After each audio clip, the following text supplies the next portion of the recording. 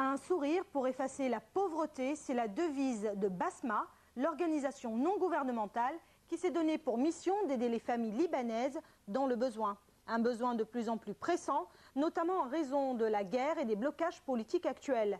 En cette période de fête, rien ne vaut donc un sourire. Reportage Elsa Yazbek Charabati. Tel un Père Noël, sa hotte est toujours pleine.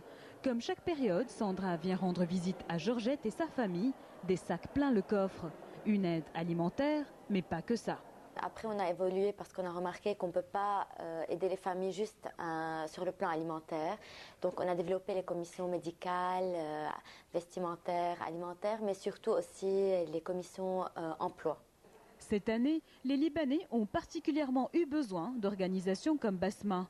D'ailleurs, durant et après la guerre de juillet-août, le nombre de familles soutenues est passé de 35 à 100. On était conscient que la période la plus difficile, c'était l'après-guerre. Et donc, parce que c'est à ce moment-là que la crise économique allait se ressentir. Donc, on a tout fait pour essayer de prévenir. Donc, c'était aussi une action préventive. Et si d'autres plient bagages à cause du marasme ambiant, les bénévoles de Basma, au contraire, retroussent leurs manches. Ça me donne la certitude que Basma a une mission ici.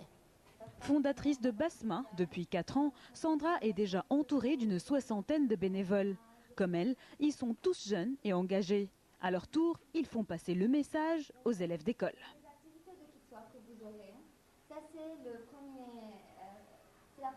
Des belles balades. Le projet Kids Swap qu'on introduit dans les écoles vise à sensibiliser les élèves, les faire sortir de leur propre bulle pour aller sur le terrain et s'engager dans l'humanitaire. La cible de Basma sont les familles complètement démunies, notamment des mères avec des enfants dont le père est mort ou les a quittés. Georgette et ses 4 enfants font partie de cette catégorie. Au début, ça m'a vraiment paru bizarre. Comme j'étais au travail, Sandra est venue 1, puis 2, puis 3 fois. Cette insistance à nous venir en aide m'a étonnée. Mais c'est vraiment une bonne chose. Sandra est notre ange gardien. Elle nous aide en tout. Aider les familles, oui, mais les aider à devenir autonomes et puis à voler de leurs propres ailes. Georgette et ses garçons sont en fait la première famille que l'organisation a soutenue. Entre eux et Basma, des liens se sont tissés, faisant fi des appartenances religieuses ou politiques.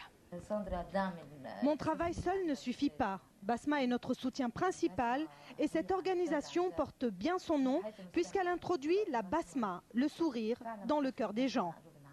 C'est vraiment beau de voir comment on peut rendre des gens heureux.